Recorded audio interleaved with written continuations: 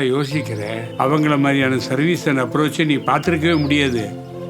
3 வருஷத்துக்கு முன்னாடி நான் பார்த்துருக்கல, இப்போ நான் பார்க்குறேன்ல. How confident I am because I have taken a right decision. எக்கனாமிக்கல்டா, இன்சூரன்ஸ் கூட கிளைம் பண்ணிக்கலாம். ப்ரீமெச்சூர் பேபிஸ்லேருந்து ஓல்ட் ஏஜ் பீப்புள் வரைக்கும் விசிட் பண்ணுற ஒரு இடம். அந்த அங்கிள் நம்பரை வாங்கி தரேன். அந்த அங்கிள் தான் எனக்கும் ஹெல்ப் பண்ணாரு.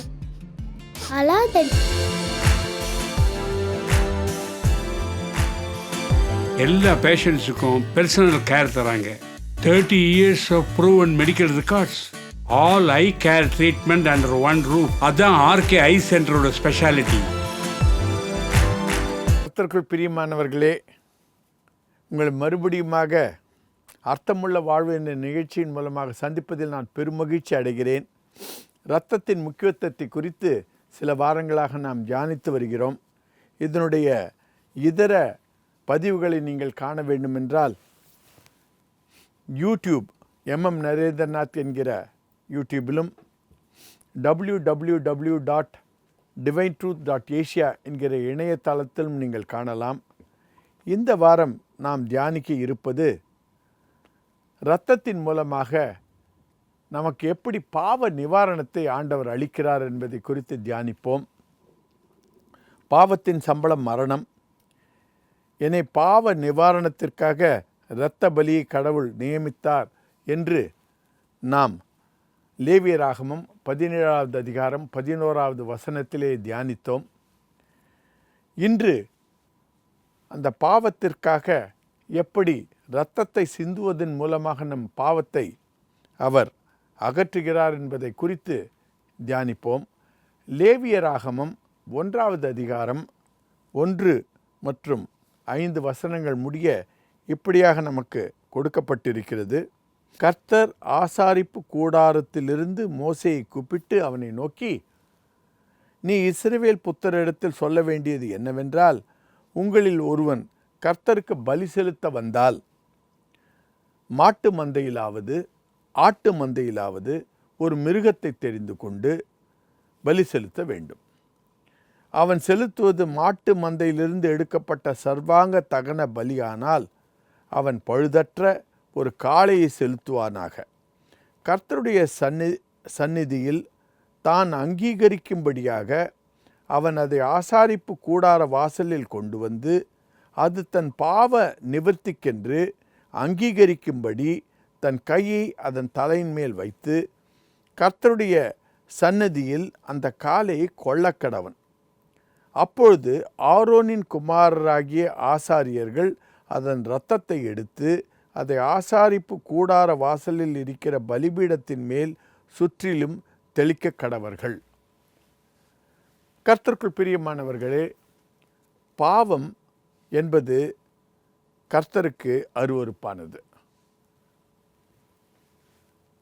கட்டளைகளை மீறுவதே பாவம். ஆண்டவருடைய எந்த சிருஷ்டிப்பும் கர்த்தருடைய கட்டளையில் மீறாது. ஏனென்றால் அவைகளை மீறுவது அவைகளால் கூடாத காரியம். அவைகளெல்லாம் ஒரு ரோபோ போல இருக்கிறது. பூமி 24 மணிக்கு ஒரு முறை சுற்ற வேண்டுமென்றால் அது சுற்றி ஆக வேண்டும்.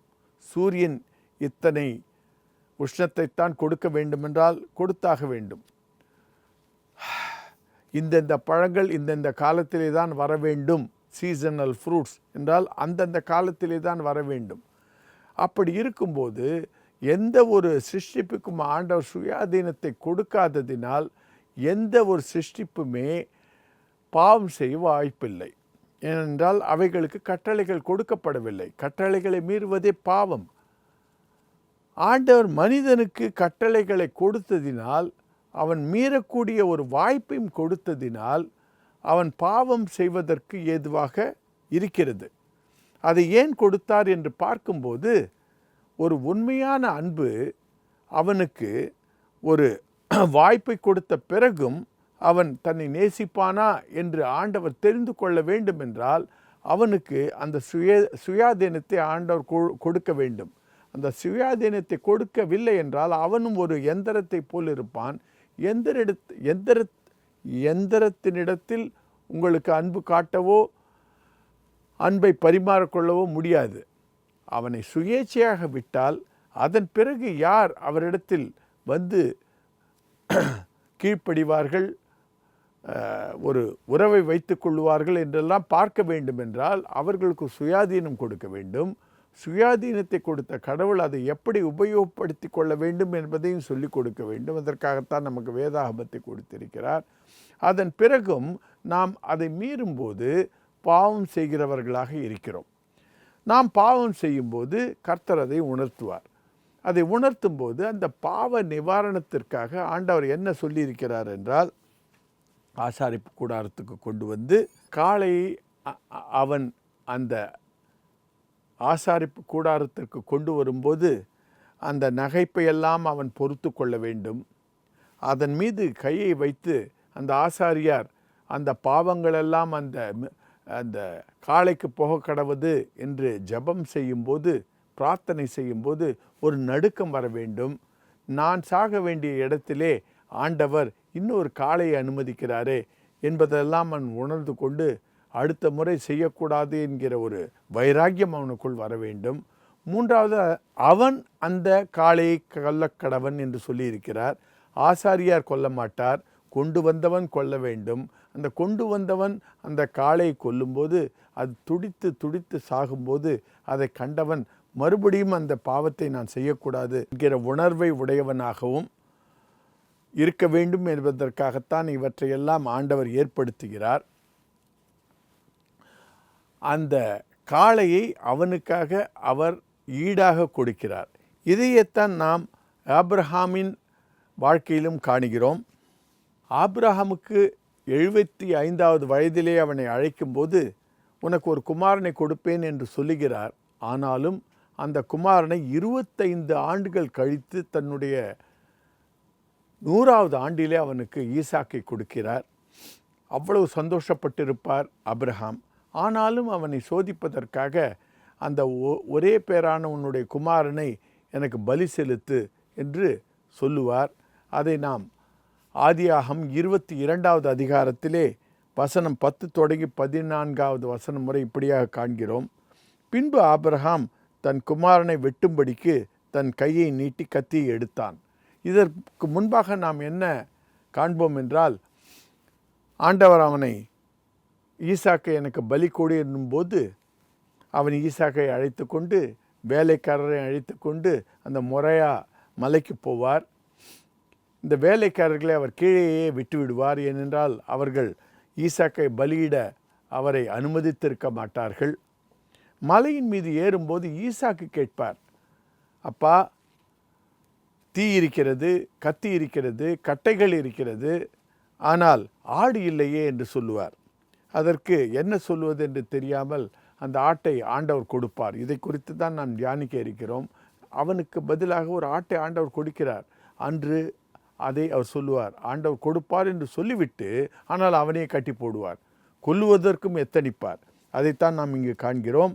அப்பொழுது பின்பு ஆபிரகாம் தன் குமாரனை வெட்டும்படிக்கு தன் கையை நீட்டி கத்தியை எடுத்தான். அப்பொழுது கர்த்தருடைய தூதனானவர் வானத்திலிருந்து ஆபிரகாமே ஆபிரகாமே என்று கூப்பிட்டார். அவன் இதோ அடியேன் என்றான். அப்பொழுது அவன், பிள்ளையாண்டான் மேல் உன் கையை போடாதே, அவனுக்கு ஒன்றும் செய்யாதே, நீ அவனை உன் புத்திரன் என்றும் உன் ஏக சுதன் என்றும் பாராமல் எனக்காக ஒப்பு கொடுத்தபடியினால் நீ தேவனுக்கு பயப்படுகிறவன் என்று இப்பொழுது அறிந்திருக்கிறேன் என்றார். ஆபிரகாம் தன் கண்களை ஏறெடுத்து பார்க்கும்போது இதோ பின்னாக புதரிலே தன் கொம்புகள் சிக்கி கொண்டிருந்த ஒரு ஆட்டுக்கடாவை கண்டான். அப்பொழுது ஆபிரகாம் போய் கடாவை பிடித்து அதை தன் குமாரனுக்கு பதிலாக தகன பலியிட்டான். ஆபிரகாம் அந்த இடத்திற்கு யெகோவா ஈரே என்று பெயரிட்டான். அதனாலே கர்த்தருடைய பர்வதத்திலே பார்த்து கொள்ளப்படும் என்று இந்நாள் வரைக்கும் சொல்லப்பட்டு வருகிறது. கர்த்தருடைய பிள்ளைகளே, ஈசாக்குக்கு பதிலாக ஆண்டவர் அங்கே ஒரு ஆட்டுக்கடாவை கொடுக்கிறார். அதுபோல நமக்காக, நம்முடைய பாவத்திற்காக ஆண்டவர் பல காரியங்களை செய்கிறார். அதை உணர்ந்து கொண்டவர்களாகவும் அதன்படி நடக்கிறவர்களாகவும் நாம் நம்மை காத்து கொள்ள வேண்டும். ஆனாலும் பாருங்கள், இந்த ஆட்டுக்கடாக்களின் இரத்தத்தினாலே நம்முடைய பாவங்கள் நிவர்த்தியாக்கப்படுவதில்லை. அதை அவர் எபிரேயர் புஸ்தகம் 10வது அதிகாரம் 3 மற்றும் 4வது வசனங்களிலே இப்படியாக சொல்லியிருக்கிறார். ஆனால் காளையின் இரத்தமும் ஆடுகளின் இரத்தமும் பாவத்தை அகற்றாது. அப்படி நிறுத்தப்படாதபடியால் பாவங்கள் உண்டென்று அவைகளாலே வருஷந்தோறும் நினைவு கூறுதல் உண்டாயிற்று. அல்லாமலும் காளை, வெள்ளாட்டுக்கடா இவைகளுடைய இரத்தம் பாவங்களை நிவர்த்தி செய்யப்பட மாட்டாதே. இதுதான் எபிரேயர் புஸ்தகம் 10வது அதிகாரம் 3 மற்றும் 4வது வசனத்தில் நமக்கு கொடுக்கப்பட்டிருக்கிறது. ஆனாலும் அதை ஏன் செய்ய சொன்னார் என்று பார்க்கும்போது, அது துடித்து துடித்து சாவதை கண்டு ஒரு மனிதன் மறுபடியும் அந்த பாவத்தை செய்யக்கூடாது என்பதற்காக அதை செய்து அனுமதித்தார். ஆனால் பிற்காலத்திலே தன்னுடைய ஒரே குமாரனாகிய இயேசு கிறிஸ்துவை நம்மிடத்தில் கொடுத்து அவரை பாவ நிவாரண பலியாக கொடுத்தார். அதை நாம் எங்கே காண்கிறோம் என்றால் 1 கொரிந்தியர் 11வது அதிகாரம் 23 வசனம் தொடங்கி 26வது வசனம் முடிய இப்படியாக நாம் காண்கிறோம். நான் உங்களுக்கு ஒப்புவித்ததை கர்த்தரிடத்தில் பெற்றுக்கொண்டேன். ஏனென்றால் கர்த்தராகி இயேசு தாம் காட்டி கொடுக்கப்பட்ட அன்று ராத்திரியிலே அப்பத்தை எடுத்து ஸ்தோத்திரம் பண்ணி அதை பிட்டு, நீங்கள் வாங்கி புசியுங்கள், இது உங்களுக்காக பிற்கப்படுகிற என்னுடைய சரீரமாய் இருக்கிறது, என்னை நினைவு கூறும்படி இதை செய்யுங்கள் என்றார். போஜனம் பண்ணின பின்பு அவர் அந்தப்படியே பாத்திரத்தையும் எடுத்து, இந்த பாத்திரம் என் இரத்தத்தினாலாகிய புதிய உடன்படிக்கையாய் இருக்கிறது, இதை நீங்கள் பானம் பண்ணும் போதெல்லாம் என்னை நினைவு கூறும்படி இதை செய்யுங்கள் என்றார். ஆகையால் நீங்கள் இந்த அப்பத்தை புசித்து இந்த பாத்திரத்தில் பானம் பண்ணும் போதெல்லாம் கர்த்தர் வருமளவும் அவருடைய மரணத்தை தெரிவிக்கிறீர்கள். இப்படி இருக்க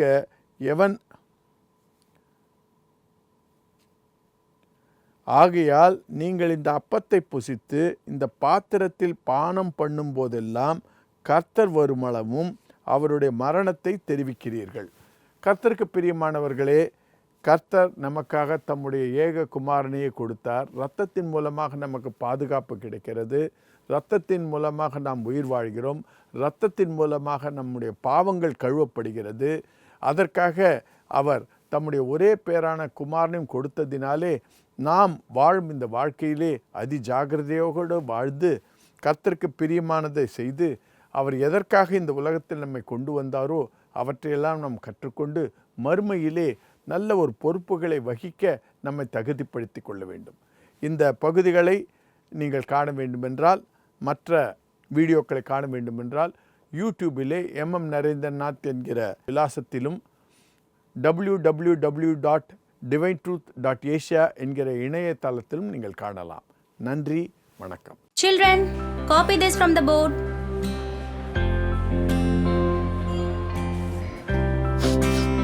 என்னடி ஆச்சு? ஏய் எழுது. நான் எங்க அப்பா கிட்ட கேட்டு அந்த அங்கிள் நம்பரை வாங்கி தரேன். அந்த அங்கிள் தான் எனக்கும் ஹெல்ப் பண்ணாரு. அழாதடி. பாப்பாக்கு செக்அப் பண்ண போலாமா?